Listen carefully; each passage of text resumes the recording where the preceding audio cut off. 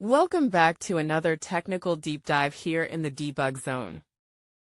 Today, we're tackling a big question and breaking it down with insights from other users. Hopefully this clears up some misconceptions and helps you get the answer you need. So buckle up, stay a little curious, and let's jump right in.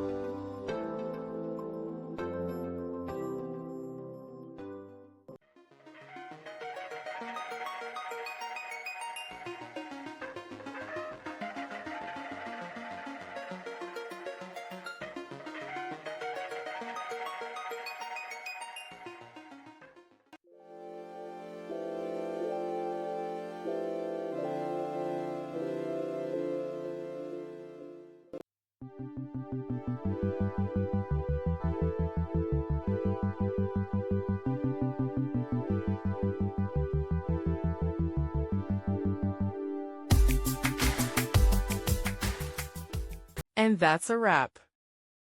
I hope you found the answer you were looking for. If you did, take a second to hit that subscribe button. It really helps out. And let me know in the comments which solution worked best for you. See you next time in the debug zone.